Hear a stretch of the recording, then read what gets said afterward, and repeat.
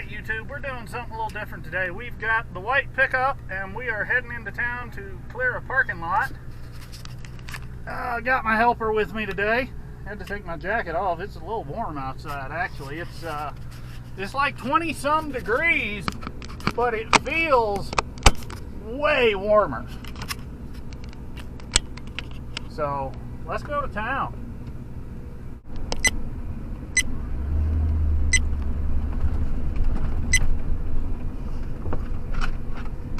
Alright YouTube, we're pulling in. We are in our parking lot, so let's clear it off here.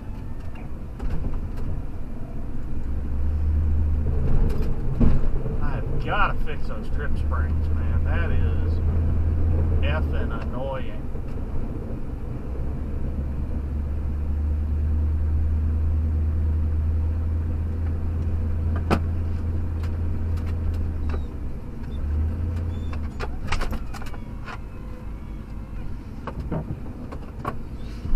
Lay down, Tap.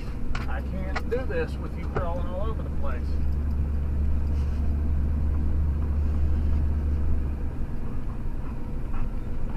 Lay down. Lay down. I guess it's deeper than it looked.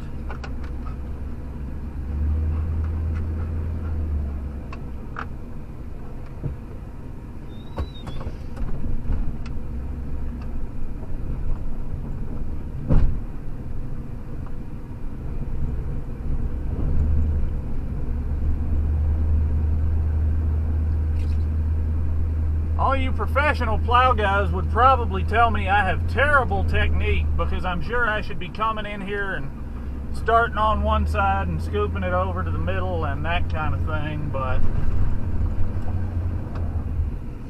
I'm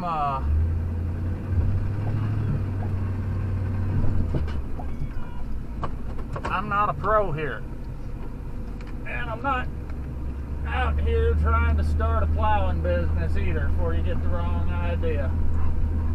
I'm just helping a friend.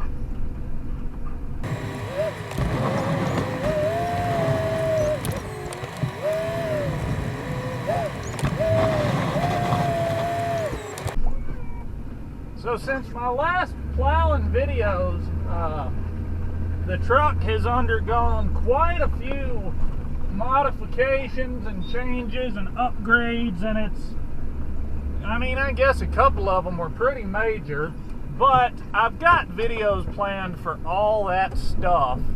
So for today, the only one that we really need to worry about today, and I don't know if you can tell a difference or not, but I replaced the 95 amp alternator on this truck. It actually failed.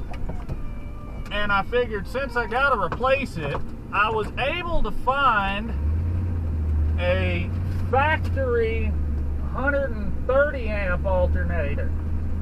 Now the 130s were not a factory option on these trucks, but they were a factory option on some, I don't know what you call them, I guess sister trucks maybe? So I was able to get a Ford factory alternator. It is not an aftermarket high performance alternator. It is a factory alternator. And it was quite literally a bolt-on installation. Now I don't know if you can tell a difference on the video, but if you've seen my other ones, especially the one where I was plowing at night, out there clearing the road, the lights would dim pretty darn good when I would get into a hard lift or trying to angle with a load or anything like that.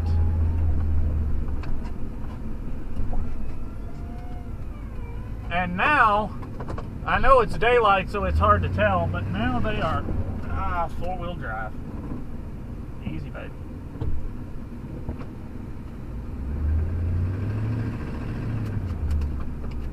Now they are doing a lot better. They are not dimming nearly as bad. So be sure you stick around. I've got a video coming showing all the details of what alternator to buy and what all you've got to do while you're swapping it and that kind of thing. It's really, really easy.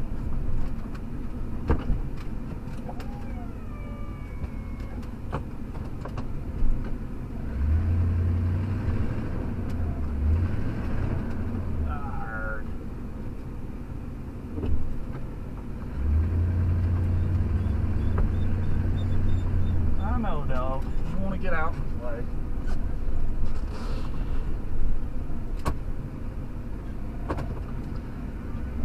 Let's see if I can't clean up some of these lines and things. I gotta fix those springs, man. I think these springs, most of the problem is they're just old, and I think they're about wore out. Any kind of load, especially there clearing our road at home, any kind of load on this thing, if you don't go into it just right, like if I'm plowing along and then I hit a drift, man, you can just count this sucker's gonna dump. And it's a little bit of a pain in the butt. If you've ever plowed, I'm sure you're familiar with it. So I'm thinking I probably need to replace my springs, which shouldn't be too bad. They're cheap enough. And then the plow actually has a place to install a 4th spring. It's got 3 springs on it now. It's got room to add a 4th one. So I think what I'll do is I'm gonna buy 4 new springs, and then I'll put 3 of them on, because I'm running 3 now. That's the way it was set up when I bought it. But I'll throw 3 of them in, try it that way. If that does it, great. I'll keep the 4th as a spare. Can't hurt to have a spare.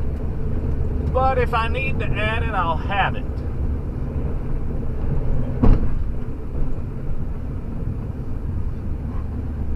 One other thing I did, because I'm normally plowing gravel roads.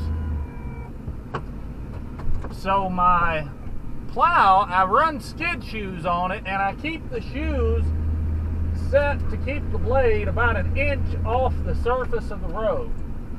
Because I knew we'd be doing a parking lot and it's paved, I pulled the shoes completely off, and we are just running the cutting edge. It'll wear the cutting edge a lot more, but it lets us scrape it a little bit cleaner. I think they say Western, if you read the manual setting up a new Western plow, they suggest you set your skid shoes for working, you know, working something where you want a clean scrape. They say set your shoes where the edge is about 1/8 of an inch off the ground there. And I didn't have spacers that would allow me to have 1/8 of an inch, so I just took them off. And I'm being careful not to hit the phone box up there. I might have buried it, but I didn't hit it. Turning behind me or what? No, you're not. You're going on down.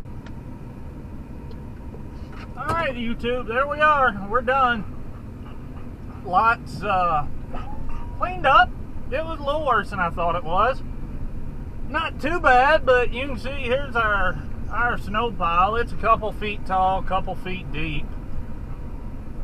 So that's done, and now time to go get gas and go home. Hope you enjoyed this video. If you did, be sure to hit like, be sure to hit subscribe. I got a bunch more plowing videos. I got a bunch of truck videos coming. If you're a professional plow guy and want to tell me what I did wrong or how I could do this better, please comment. I'd love to hear from you. Oof.